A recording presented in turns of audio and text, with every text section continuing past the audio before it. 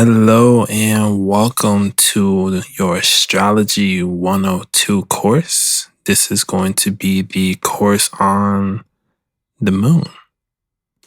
Very excited to have you here. Thank you for allowing this space. Thank you for being here to hear this out. I've been studying astrology now for about 10 years, on and off, very seriously within the last 3. So I have a certain viewpoint on the planets, how they work, how they interact with us energetically, and etc. So there's going to be some things that I say in here that you may not find many other places because this is through my lens and my interpretation. But I think this interpretation will be able to help those who are trying to learn more be able to connect and on a different wave at a different frequency to really know what this is about. You get where I'm coming from? So without further ado, let me introduce our star of the show, the moon. So, the moon in astrology is one of the most critical aspects when it comes to astrology. It is the energy signature of your soul. It's how you absorb emotions. It's where your intuition stems from. And it is the energy signature that allows you to connect to the world as a whole. It's the vehicle of your inner world. Ever have a premonition that you just felt to be true, had no reasoning behind it? That is the strength of your moon sign. It's what fills the gaps in between. Now, let's get some background about the moon. The maiden of mysteries, as they say. So, the moon is associated with so many different old stories and folklore, different deities and energies and etc. So if you want to tap into the moon at a very core level, I would say tap into some folklore or even look into the goddesses such as Isis, Selene, Artemis, Ishtar, Nyx, whatever sticks out to you. These energies of the moon are going to essentially be able to tell you what the moon's role played in ancient cultures, giving you a better understanding of how the moon actually plays out, even in modern times, right? So what we also know about the moon is a satellite to the earth, right? A big thing that scientists have always said, and that, they try to prove stuff, but essentially the moon's origins is unknown. A lot of this things outside of us are unknown. I'm sure that you can find someone who's probably mapped it out and they could be right, but we can't 100% pinpoint what the origins of the moon really is. As part of the mystery of the moon, the intuitive nature of the moon is the unseen. You get where I'm coming from? So what we do know for certain, the moon does control the tides, right? It has visible changes in the sky in every phase that it's in. When the new moon's out, you can't see it. The sky is dark. When the moon starts to wax, you begin to see the moon becoming its half moon and then becoming the full moon and then etc. So there's visible changes in the phases. And for astrology, the moon sign changes every 2.5 days. So that's something really critical to know about when it comes to the moon.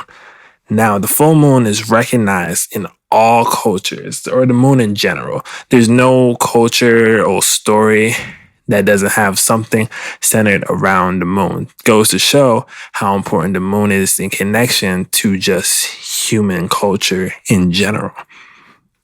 Now, what does the moon contribute to? So the origins of Monday, the day Monday is actually the day of the week that's ruled by the moon. It's one thing that people don't necessarily always know about, so if you're born on a Monday, you might have characteristics of someone who might be maybe Cancer ruled by their placements, or they have a prominent moon placement within their chart, right? Now, next part, the moon represents this true aspect of the divine feminine principle. It is the planet that allows you, or the luminary that allows you to receive information, to receive intuitions. It's the whole idea behind the receptiveness of mystery into what we consider our emotions, right? It's like the mystery of our emotions is really represented by this moon. Rules of sign of Cancer, like I said. Emotional receptivity and emotional intelligence is definitely run through and pushed through by the moon sign as well.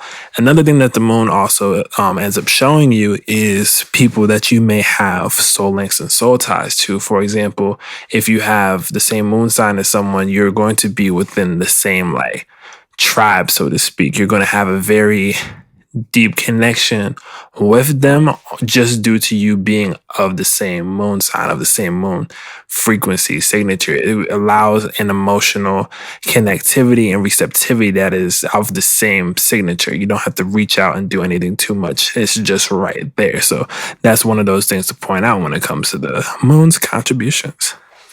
Now, the moon phases. The moon phases are featuring the new moon, the first quarter moon, half moon, full moon, third quarter, square, third quarter moon, and then the last quarter, the waning moon, right? So all the moon phases represent different fluctuations of energy, right? Of how the earth receives even the moon's energy, etc., etc. So the new moon, for example, let's say that like the biggest thing that I need to point out for the most part is a new moon and a full moon, because the new moon is the moon that's known for manifestations. It's known for new beginnings. It's known for opening new chapters and such like that, right? So that's what the new moon is essentially entailing. However, the full moon is when it's for releasing. Full moon is about releasing. Full moon is about the completion and the opening up of whatever was originally worked on and manifested through the new moon phase, right?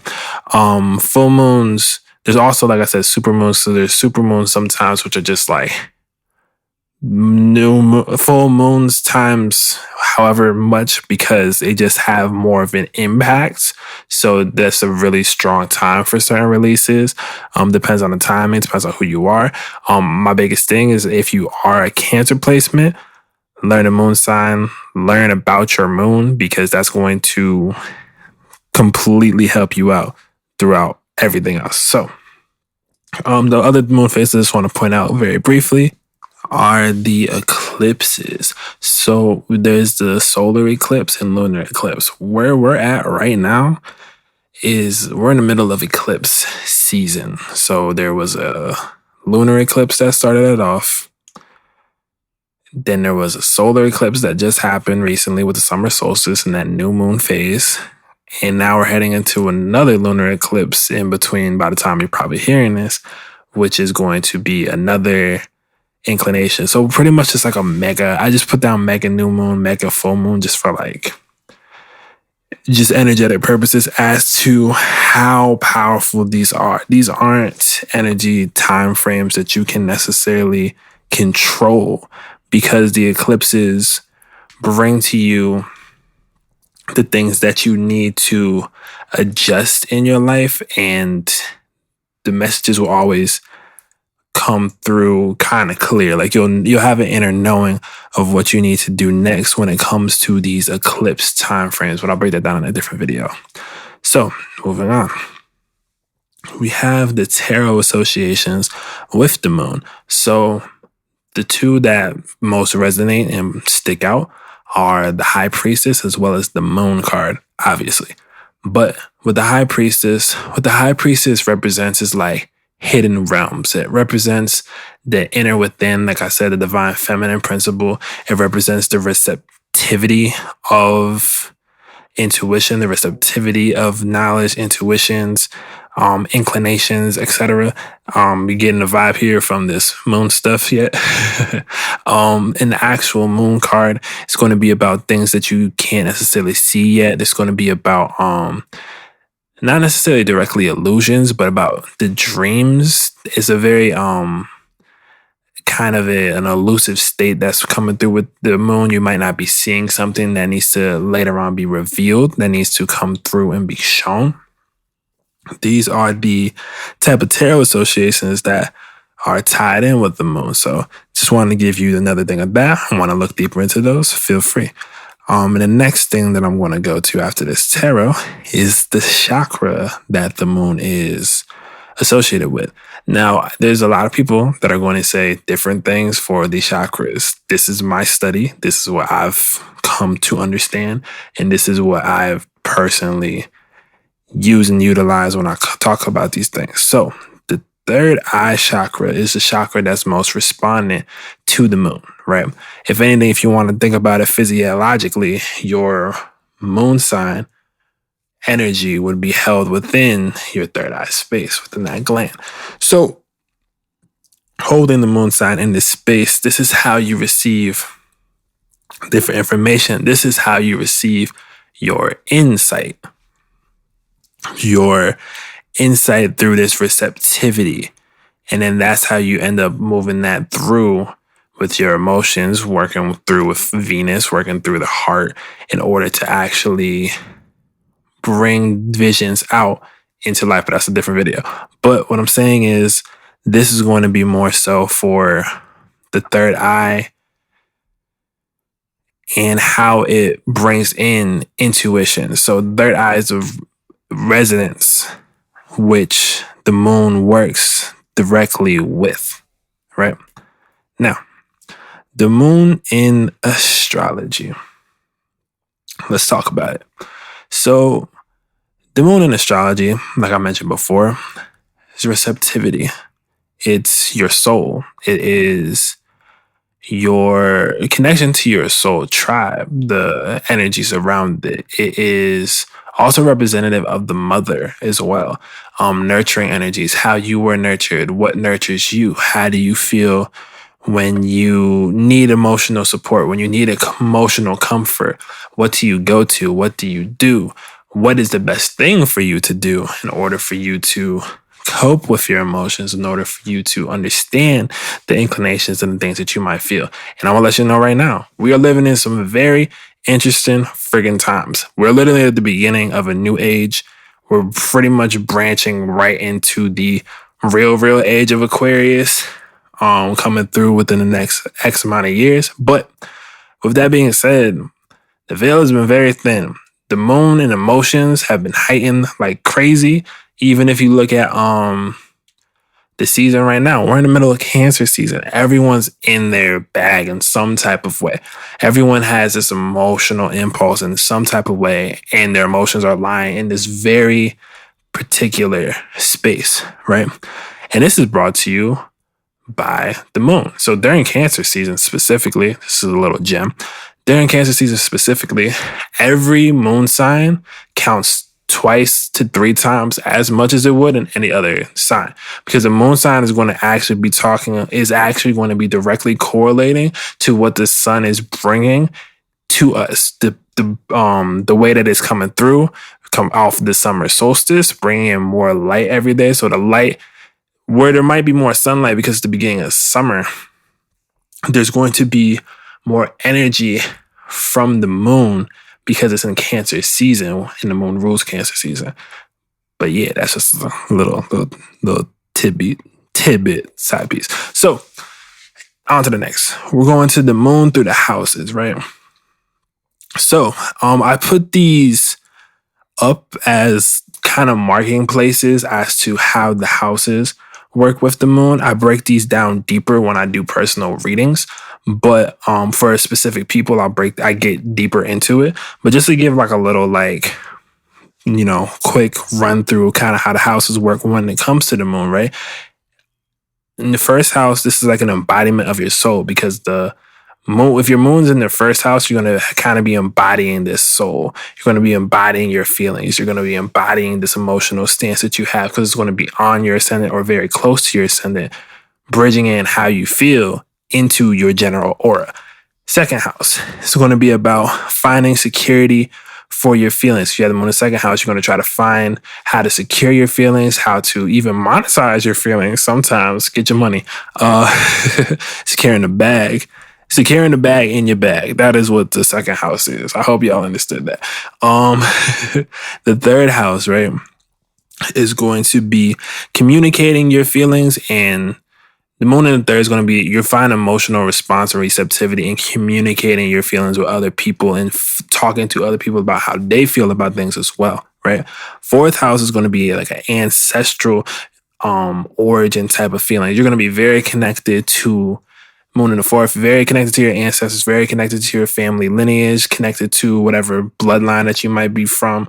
The fourth house also just brings in this sense of finding family, but soul family as well. That's another theme that comes through with the fourth house energy with the moon there.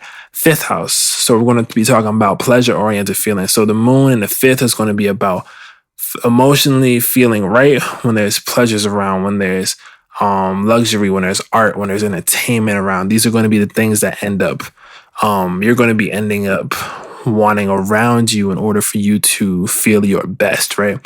Sixth house, it's going to be service-related feelings. So what I mean by this is that moon in the sixth, you're going to want to find something that you can structure in order to help other people and or provide a service to other people that helps them in their daily lifestyle. That's a big thing when it comes to that. Moon in the seventh, you're going to want to emotionally connect with people about partnerships, about relationships, about romances, etc., etc. Anything that has to do with relating to another person. Moon in the seventh is going to be fixated about how those connections work and how to emotionally respond to those connections. Eighth house, we're talking about very deep-seated feelings in the eighth house. There's a lot of magic behind the moon in the eighth house as well. That only they can't even fully explain to you because there's certain layers beneath that they know, but not going to spill nothing on them. But the moon in the eighth is pretty much just going to be like really able to tap into this like subconscious part of their mind and like live it through, and then those things are going to be bringing transformations for themselves and others. Ninth house is going to be about cerebral thought. So very philosophical. Moon in the ninth house is going to be very philosophical, very about what different cultures do, where certain things line up, different philosophies, etc., etc. These are the things that are coming through with having the moon in the ninth house. Moon in the 10th house is going to be about these authoritative feelings. It's almost like a moon in the 10th is like, what I feel is what I feel, and that's final. Because it has looked at every other not really, I take that back. It's 10th house. The 10th house knows what needs to be so it could be the greatest of. So when the moon in the 10th, you're going to want the greatest, and then that's it. If it's not the greatest, you'll make the greatest yourself because you're like, or you'll make the feeling yourself even, because that's what's going to be coming through with this moon. You're going to have a need to find the greatest of in whatever that you emotionally connect with, right? 11th house, they're going to be about tapping into the authenticity, there we go, of other people and how they feel. Finding how the collective feels, finding how society feels as a whole. Your moon sign is going to be very connected and in tune and intuitive with these type of things. Also, with the 11th house, you're going to find it really easy to connect with people through social media, connect with people through technology. There's going to be a very easy tap in with that energy. So look into that if you haven't. Now, last moon in the house, which would be moon in the 12th house. Moon in the 12th house, I said literally streaming your feelings. And the reason why is because think of like Spotify. You press a thing on Spotify, it plays from the server, it streams the music, it plays whatever music it is. The playlist keeps going on to things that are close to it, et cetera, et cetera. That's very much how the 12th house moon works. in the sense where it's streaming these informations, these things from the universe, from wherever their star origin is, et cetera, et cetera. It streams through in this very like hidden and mysterious, miraculous way almost. And it allows you to be able to find what you need to do as a spirit in a space at all given times. It's hard to explain. If you have a 12th house moon, you understood what I meant. And I hope that has helped you and given you some form of comfort as to those feelings. Now, moving on, let's get into the signs. So, starting off, we're going to start with Moon in Aries. Now, archetypalized all of these moon signs. I'm also going to timestamp them as well. But I put these down because it's once you learn things from an archetype standpoint, you're going to be more able to see where these energies work in people for real, as we are representations of these archetypal energies that we always speak about, and such like that. So the Moon in Aries, element, cardinal fire. So what cardinal fire essentially is being able to create your own vibe through your passion. So you're able to push original things forward and original ideas forward. Cardinal fire is also a very dynamic energy, as it's very focused on the first push. It's the first real push of consciousness, almost in a sense as well. Now, the archetype for Moon in Aries, I put down as like the warrior hero, the hero. And this is because Moon in Aries has this sense of almost reckless abandon when it comes to most things in life, the things that they want to do, the things that they want to achieve. Moon in Aries are very dynamic. They're very forthright, and you essentially will know how they feel instantly, because they will either agree with you completely and you will be in good and merry cheer, or you'll disagree and they're not afraid to step up to the plate and bring conflict if you're trying to disrespect how they feel about something as an individual. Individuality is the biggest thing that pops through with Aries energy. Now, themes for this, right? Putting yourself first. A Moon in Aries is going to emotionally put themselves first in all cases, because a Moon in Aries knows if they're not all right, no one else around them is going to be all right, because they need to be in this certain sense of peace so they don't antagonize other people. It's not like a bad antagonization. It's not like it's even like necessarily negative, but Aries energy does antagonize people because it's intimidating to see people living within their own fire. So when they see a Mars and a Moon in Aries be very like just living off of how they feel and not being able to hide how they feel, being very honest about how they feel, it can throw people back, right? So the Moon in Aries as well is very courageous against systems that don't serve the people, hence the hero trope. So it's like you'll stand up for the weak. You'll stand up for people that are not able to stand up for themselves. So Moon in Aries, someone that relates to this, and they go about it with a fiery temperament, because it's the passion of the warrior that ends up pushing a Moon in Aries forward, right? They're always an advocate as well for those that are in need, and they are willing to put themselves on the line and at the forefront in order to actually push through on situations that haven't yet been conquered or addressed, right? So that's the Moon in Aries. Like I said, hero trope, saving the day, making sure the person is allowed to be safe in themselves. Moon in Aries, boom. Now, Moon in Taurus, right? So if you have a Moon in Taurus, there is the energy that I said for this is the providers, right?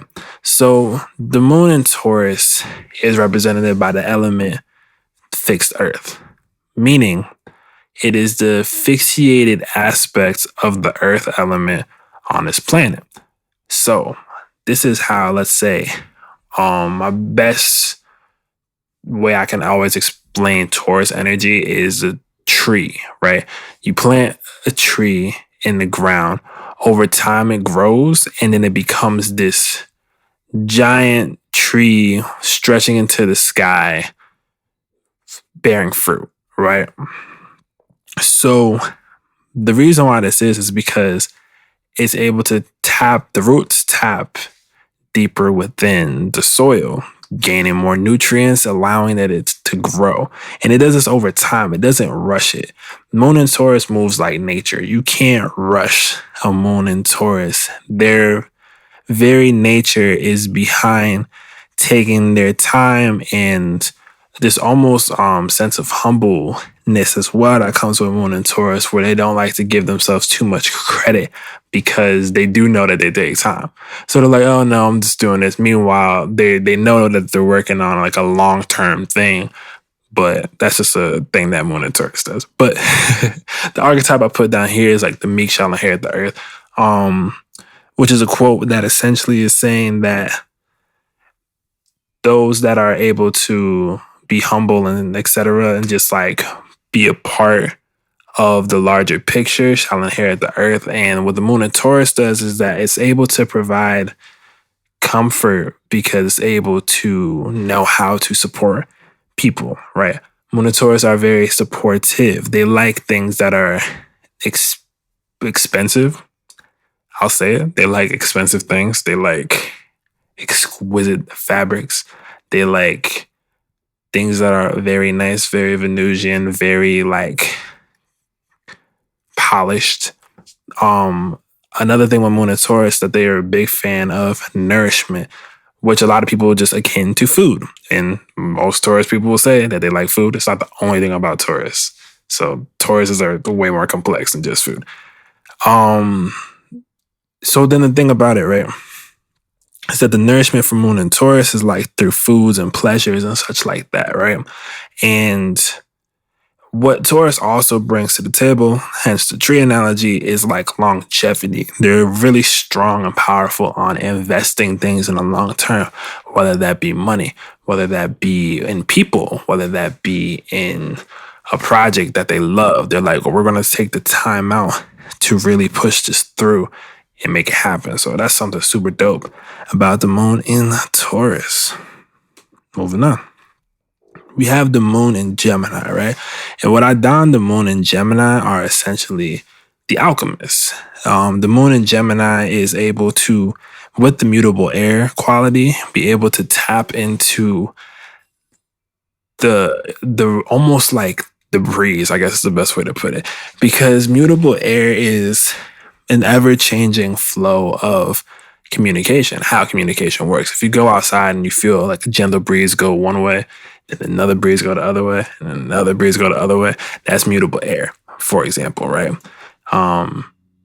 And so with this, right, I put down the archetype being the magician. Even if you look in the tarot, the Gemini is akin to the magician, but I want to put this in for the Moon in Gemini because that's essentially how their emotional state works, right? So with Gemini, your thoughts and how you think do influence how you feel.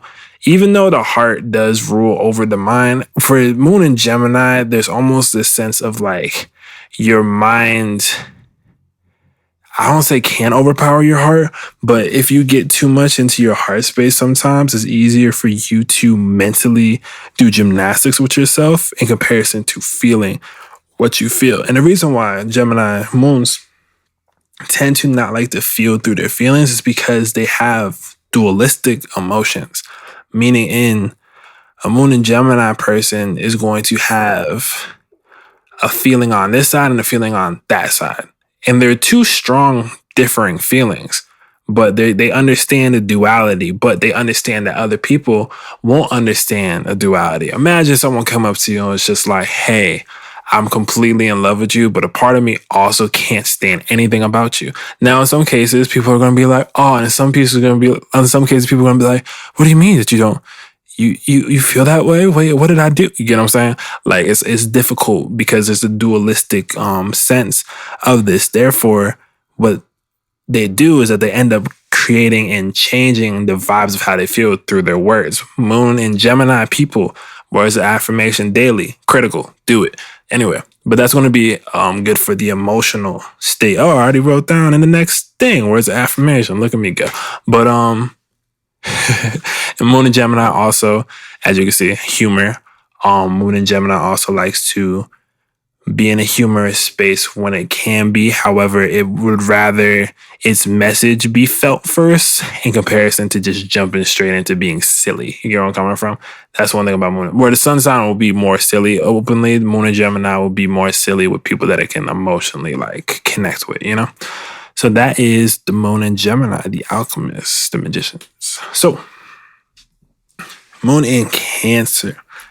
Now, Moon in Cancer is pretty much the highest spot for Cancer to be.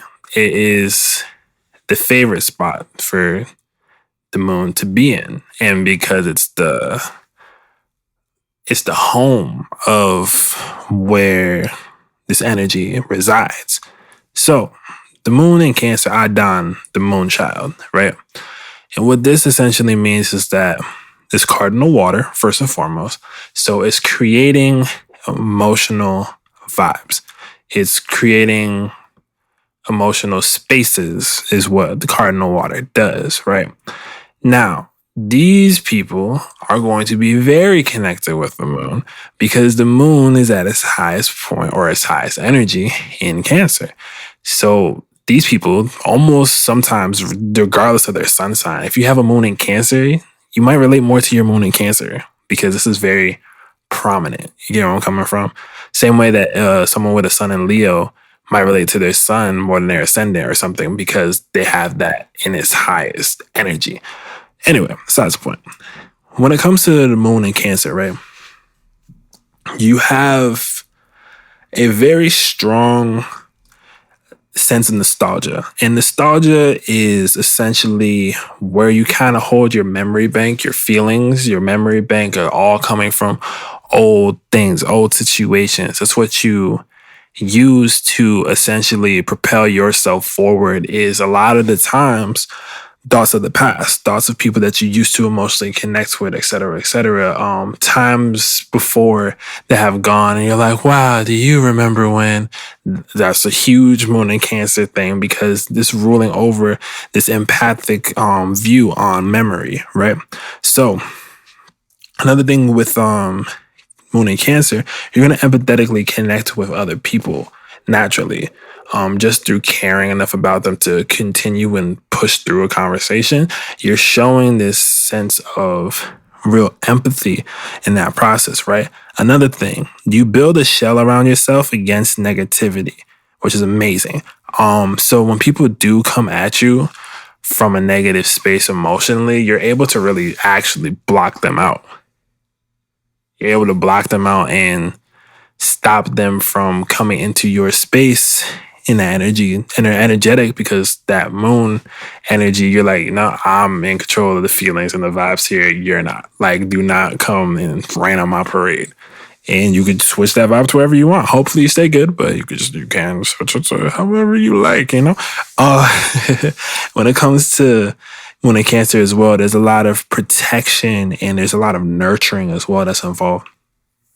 So you're going to want to make sure that everyone around you is essentially in the right space. You're going to want to make sure everyone around you is happy and or at least content with their emotional turmoil that they may have, because the moon in the Cancer always feels the turmoil that people have. And I know it's difficult, but the whole idea behind that Cancer being the crab, the shell, is to keep your shell up so you don't take in that negativity from everyone else, because deep down you do have this very empathetic heart. You know where I'm coming from? So last thing, and I'll say this every time I talk about Cancer placements, pay attention to the moon cycles.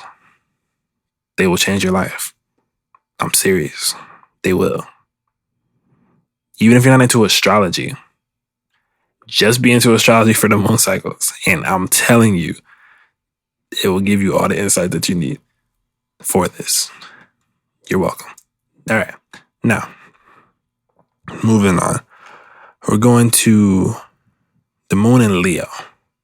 So the moon in Leo is fixed fire. And what this fixed fire element does is that it's essentially like, the best way to frame it, I would suppose, would be like this campfire. I use the campfire reference for Vesta a lot, but the reason why I'm saying campfire when it comes to Moon and Leo is because they have, it's not as much of a campfire as much as it is a steady burning flame. In order to keep a steady burning flame, you have to essentially keep putting in wood, or it has to have a foundation that allows it to keep burning. So having fixed fire in this moon section is going to pretty much be like you have a very warm energy for people, because you're able to hold and keep that same energy, that same warm energy for everyone that you run across, right? The archetype that I have for Moon and Leo is the divine child and the heir to the throne. And the reason why I put that down is because with the Moon and Leo, there's always this air of royalty that comes in with people that are Moon and Leo. There's always this exuberance. It's almost like, look at me, I'm doing this. Not to say that Moon and Leo is trying to get like attention. A lot of people just think that Leo are strictly about attention, and it's not. What Leo is that they radiate at a certain heat, at a certain energy signature where their hearts are exposed. Their hearts are always being shown. Their emotions are always very like warm, and you always feel them from them. And depending on how much they're giving to you or not, depends on how people react. You get where I'm coming from? So, like I was saying, a sense of royalty. The truth of their heart is always shown. A Moon and Leo doesn't know how to not wear their heart on their sleeve ultimately. Like, they will always know, because it's a feeling of heat. When the feeling of heat is there, the Moon and Leo is feeling great. When that fire starts to dwindle down to a smaller ember, they may not be feeling so hot. So that's what's coming through with this like Moon and Leo, right? And a big way to rekindle this fire for Moon and Leo, because I know sometimes it does get stressful with everyone like coming through wanting your like love pretty much, is having a creative medium of some sort, having a art form of some sort, being able to tap into this heart space, even if it's just for fun. If you do it creatively or as work, even better. Being bold when necessary is also another thing that comes through with the Moon and Leo. Moon and Leo gonna say what they need to say. And it's gonna be bold. Sometimes it could be incorrect. But it's from the strengths of their heart, and they like to speak on their emotions before their emotions is able to really like take over on either end of the sides, right? Another thing, like I said, very loving people. Moon and Leo really know what the frequency of love is about. They're very ruled by their heart chakra. Moon and Leo, heart chakra work. Probably more than anybody, I would suggest that too, because that's going to really work with your functions as far as how to best implement the way that you feel without burning through things that you don't want to. You get where I'm coming from? But yeah, that's awesome. Moon and Leo. Bang, bang. So, Moon in Virgo, the purist. So I said. The reason why I put down the Moon in Virgo as the purist is because what the Moon in Virgo does is that it essentially purifies the junk out of information that's not needed. So it's able to sift through the larger picture and only take the elements of what's specifically needed in order for it to bring service, right?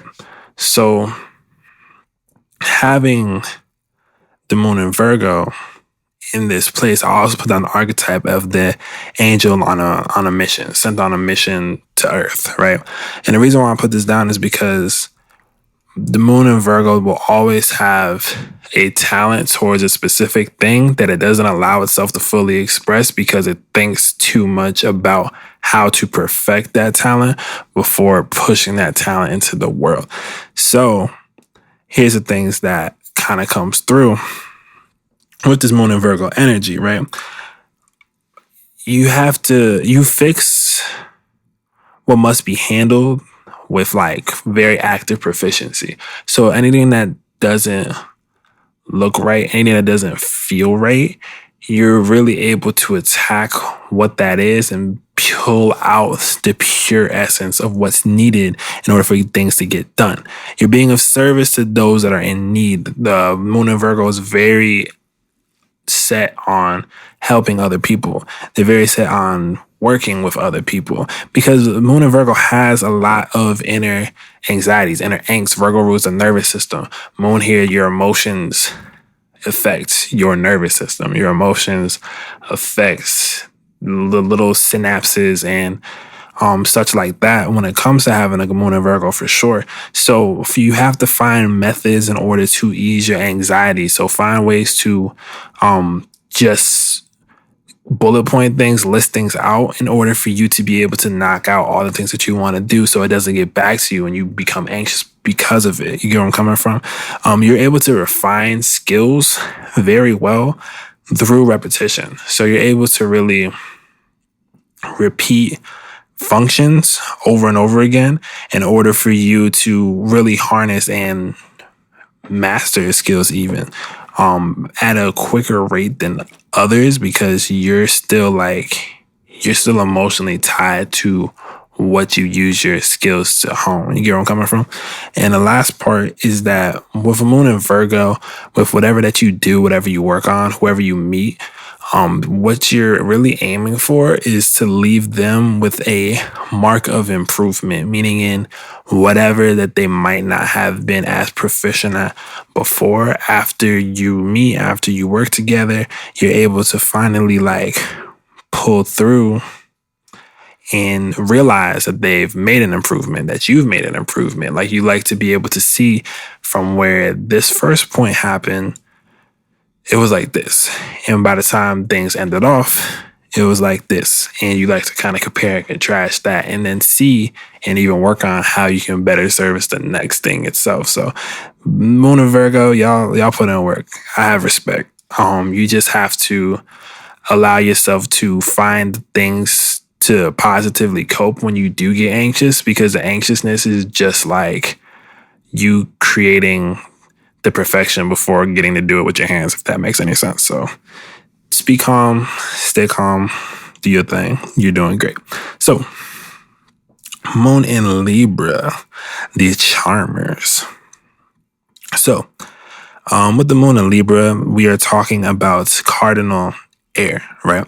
The archetype that I picked for this is the favorite spouse. The reason why I say this, Moon in Libra is a relationship magnet. I'm going to say it. Moon in Libra is able to find relationships, able to find even romance, people that are going to want to gravitate towards their beauty, their aesthetic, their eye for things. That's what the Moon in Libra is really going to point out, right? The reason why they're able to do this, Moon and Libras are able to relate to everybody. There's something that the Moon and Libra has either seen or approached in which they end up being able to find something to relate to with everyone they meet. Naturally, right? They bond form through communication. So just having conversation with someone with a Moon and Libra, they're instinctually taking they almost take note on a charm that you use in order for them to put that in their charm repertoire. I just snitched on y'all. Sorry. But for the Moon in Libra, the thing about it is that they're socialite charmers. So they're able to speak with a bunch of people. They're able to connect with a bunch of people. They're able to just be around a bunch of people and just relate. And they want to kind of have this endless background chatter. I think that's what Moon Libra kind of wants. This endless background chatter in a nice little diner or a nice little coffee shop, getting whatever fancy coffee or tea that they want, living their life. That's pretty much what I picture when it comes to that. But the big thing that comes through with Moon and Libra as well, right? There's a lot of business building through networks. Moon and Libra is going to be intuitively tapped into how to network with people, because they realize that networking isn't like just getting their information, following up in an email. It's like literally relating and talking to something. So where everyone might be in line running to try and get the email and the name, this person is like, hey, you said that one thing about this. That was my favorite movie as a kid. They're like, whoa, that was your favorite movie? Wow, amazing. I was there with the guy that wrote it. And now you have a rapport. That's what Moon and Libra is naturally able to do. They're able to charm people in that sense. And the reason why is because they're able to mirror and reflect those that they love or those that they admire. That's a big point too when it comes to this Moon and Libra. So that's where the charm essentially comes from, is just being able to mirror and reflect these pieces back to people that they might have originally liked. And then it's still a part of you. But this Moon and Libra really creates a mirror energy, which is why I also put the favorite spouse, because a lot of people are looking for, in reality, different versions of themselves. So you're able to kind of like provide that while also maintaining the integrity of whatever other signs you have in your chart. So it's pretty dope. Now, moving on. So now we're going to the Moon in Scorpio. Now, what I put down for the Moon in Scorpio is the detectives. You want to get to the bottom of it, and you know it. The reason why I'm saying that is because the Moon in Scorpio is fixed water. What I can fix water to is ice. Even like Pluto, which is associated with Scorpio, or the co-planet that helps Mars with Scorpio, not the point, is essentially this ice. It's the not subterranean, but it's the ice that's held, fixed ice. Fixed water is ice. Like it's in a solid, fixed form, right? And what you want to do as a Moon in Scorpio is chip through this ice, thaw it out in certain places, and take out what's needed, and then bury down in the ice what's not, freeze it over. Get where I'm coming from? Now, the reason why I say the emotion detective, right? I didn't realize the themes say getting to the bottom of things, but the Moon in Scorpio wants to get down to the bottom of things, because it's like, what's underneath your layers of personal ice for everything, for all people, for all living beings, for inanimate objects even. It's like, what is the bottom line of this? How does this thing work at its rawest core? What is this, right? So what the Moon in Scorpio also brings is raw emotion. And it always comes initially, at the very least, from a pure intention, right? The raw emotion is pure intention. The best way I can explain is like you coming through and giving someone your truth and purity, and then they disrespect your truth and purity, you're going to get a little nasty with them, because that was your pure truth, your pure heart, right? And the thing about this is that you're supposed to you're supposed to give transformations as well as transform yourself, which is an interesting thing, which is why I also put down like fated connections and events transform you, to you transform through those things. Because with the Moon in Scorpio, it's about transmuting your old self into your new self. But the Moon in Scorpio goes through this rebirth cycle all of the time. Almost every moon shift into Scorpio again is almost another rendition of you having to transform yourself, transmute yourself into the next thing again. And yes, it is tiring, but when you're able to find your faith and trust in these changes that you know are going to occur, instead of fighting them back because you don't want them to occur, allowing them to occur will honestly bring this pool of like renewal. You'll be able to use this to almost, in a sense, manifest every time you have these rebirth stages. And rebirth stages for Moon and Scorpios, there's a lot of paranoia behind it. There's a lot of like you not being in control, and that's the part that scares the living crap out of you. Which is needed though in order for you to tap into the truth that you're going for. So in order to almost be as pure as you are, you have to find these places of like paranoia for a bit, because that's how you cope with this need for finding the bottom of things. And like I said, with renewal, with allowing yourself to do so, it comes to you naturally instead of you having the details you're looking for and you've been hunting for will come to you naturally in comparison to you trying to enforce them yourself. It's almost like when something in water floats near something with ice. If it hits the ice, it can become frozen into the ice in comparison to the ice breaking off, trying to find something else. I hope that analogy helped. But yeah, that's pretty much the moon in Scorpio, the detectives of the moon, pretty much. On to the next moon sign, the best moon sign of all time. Just kidding, sort of. I'm a moon in Sagittarius, if you haven't noticed. But the moon in Sagittarius, right? And this is what's known as the mystery seeker, or what I donned the mystery seeker, right? So moon in Sagittarius is mutable fire.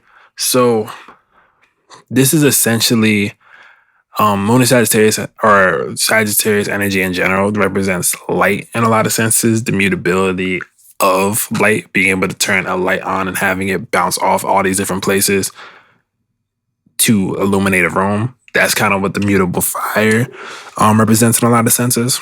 But the archetype that I also put down is the explorer, right? So when it comes to the moon in Sagittarius, you feel the most like emotionally comfortable when you're able to constantly learn and apply new knowledge.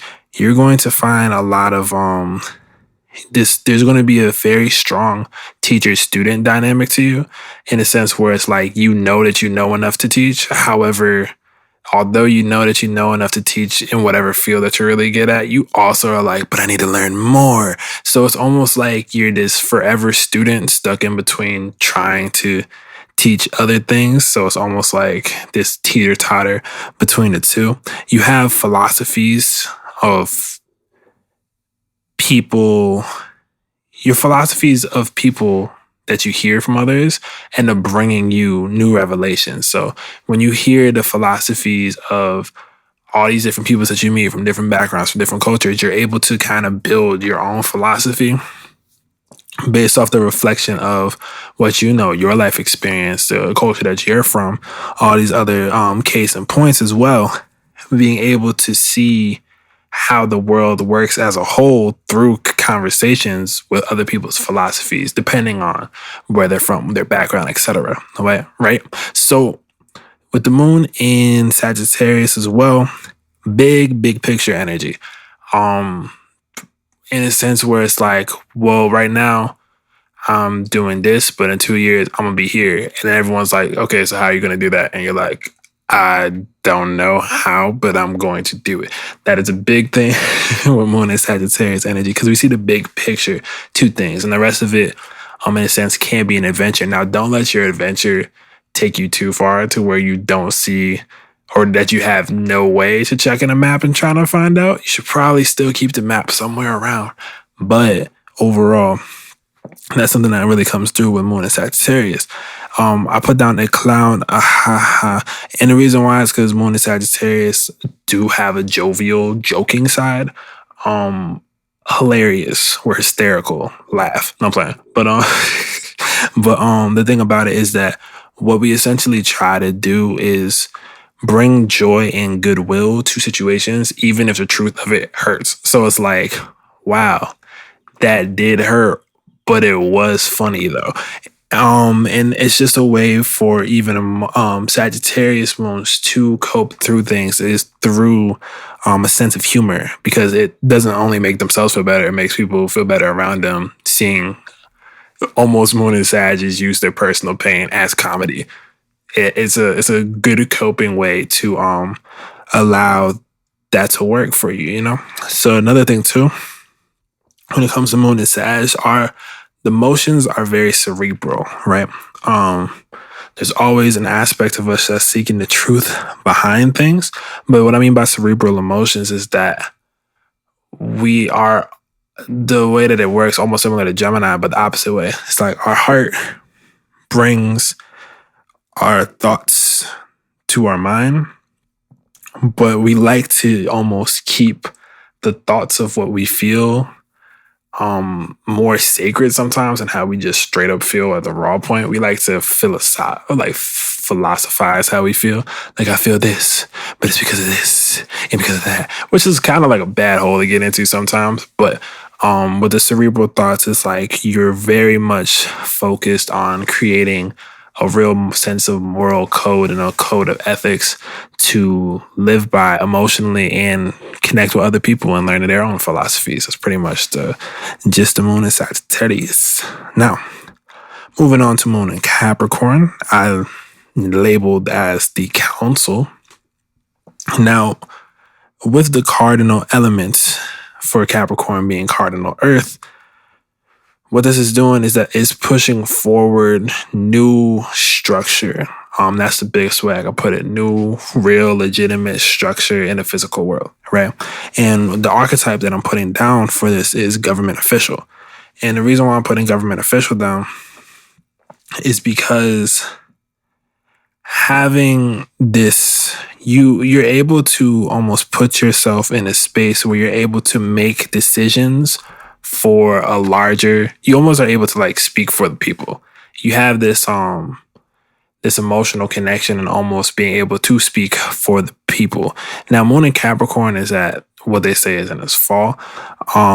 But the reason why is because you have to find more creative ways to utilize your emotions. And by utilizing your emotions in creative ways, you create that through work, making structure, promoting personal comforts for yourself, right? You're able to make the hard decision on a lot of situations because you're able to not emotionally detach from it, but you're able to see how serious things can get, right? You find mastery in yourself through certain self-restrictions. So a big thing for Moon in Capricorn, when you restrict yourself from doing things that you know aren't going to be useful in the long term for you, you actually find new insights emotionally and as well as just in general. That's really something that's coming through. So your mastery of self is through learning how to restrict yourself from things that don't serve you. Like I said, speaking on behalf of mankind, you just want to voice out kind of like the rules in a sense. You want your rules to ultimately be fair, but at the most part, at the end of the day, fair to you and fair to what you want to do. Which, I mean, if you're the one making the rules, you might as well make it fair for yourself in the process. Also, you want to make beneficial deals for prosperity, meaning in like you want to find win-win situations, but you're going to be very inclined to find the win, find a W, if you will, in all the circumstances that has to do with anything, honestly.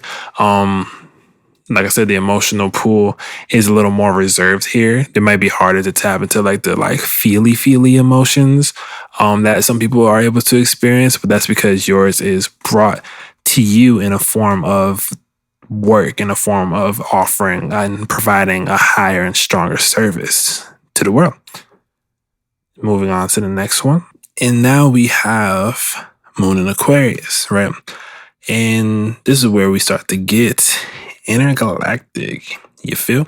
So what I put down for Moon in Aquarius is the channel, right? Reason why is because Moon in Aquarius literally directly channel energy and frequencies from outer dimensional fields all of the time. Whether you believe in that or not, it happens. But just to let you know, you can be like, no, it happens. Trust me, Moon in Aquarius definitely tapped into that.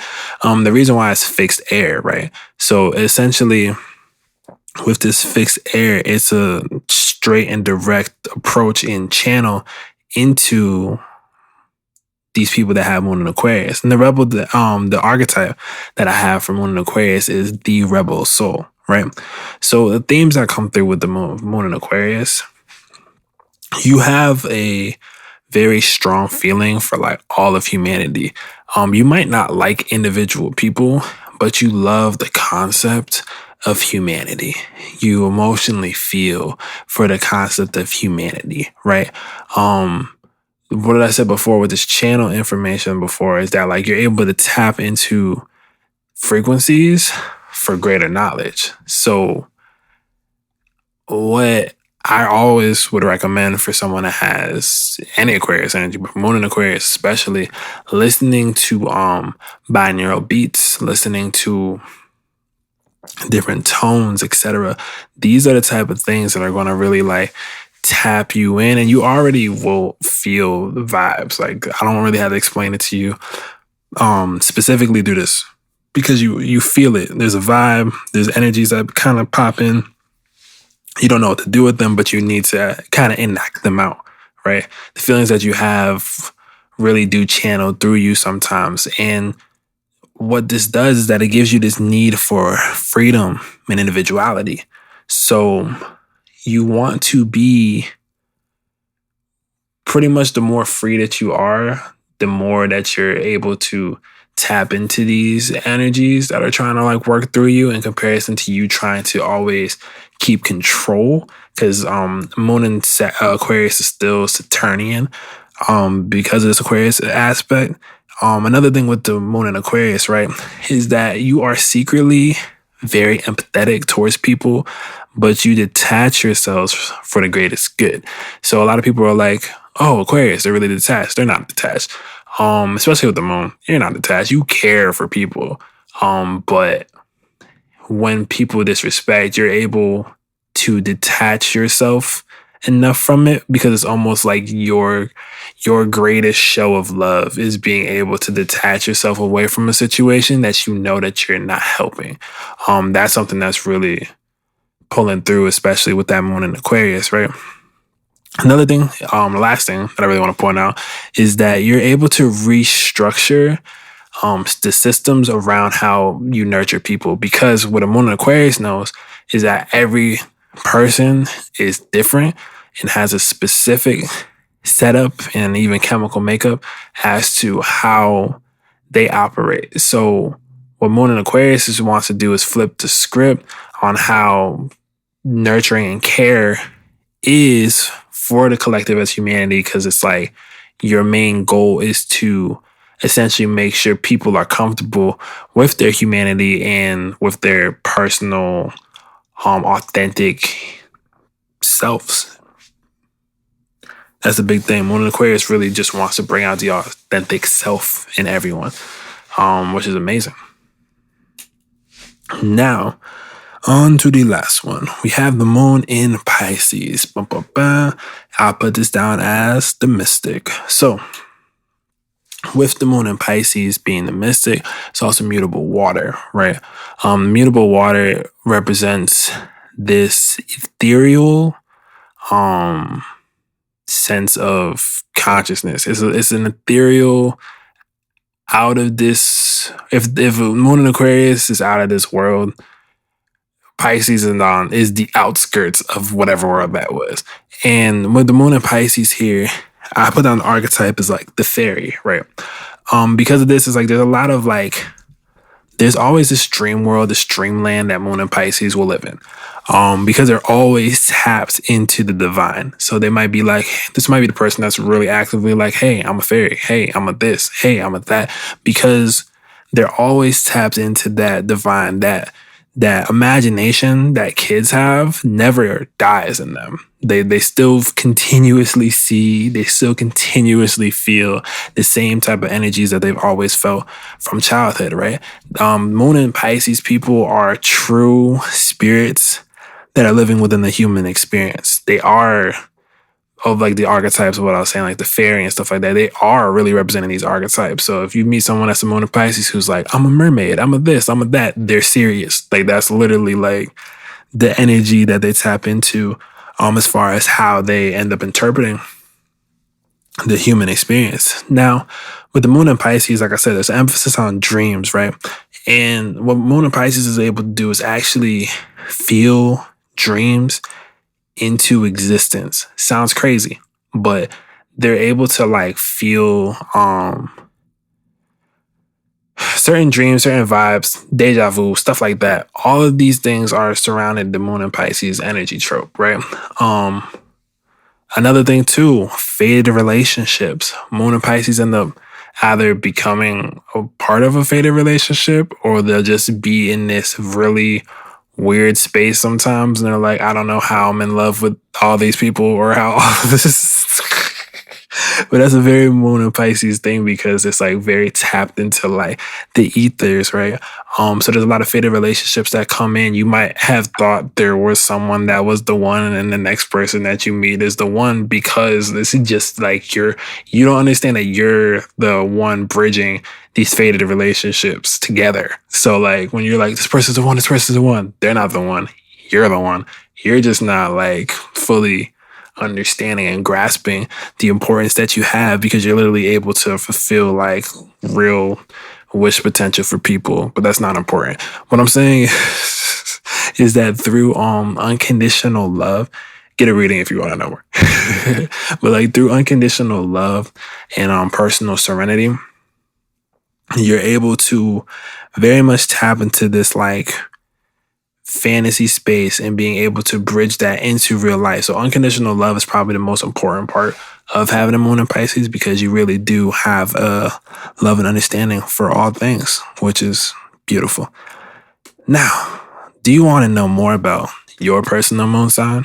Do you want to know how your moon sign affects your chart? Do you have prominent Cancer placements or energy, or just want to know deeper about your moon sign? Well, I have some news for you. I'm offering now, on top of the other readings that I'm always offering, the Moon Persona charts. And what essentially the Moon Persona chart does is that it's going to be tapping into almost the psyche of your moon sign, being able to break down and interpret. It's almost a birth chart for your moon. So it's like breaking down the origin aspects of your moon, learning your moon better, your moon sign better, and being able to connect and tap deeper within the energy signature of your soul. So yeah, that's pretty much that though. Appreciate you for showing up. I'm going to be finishing up this series of this and then getting feedback, hearing what people want to see, what people want to learn about, etc., etc. My services are always available, chadthemaverick.com.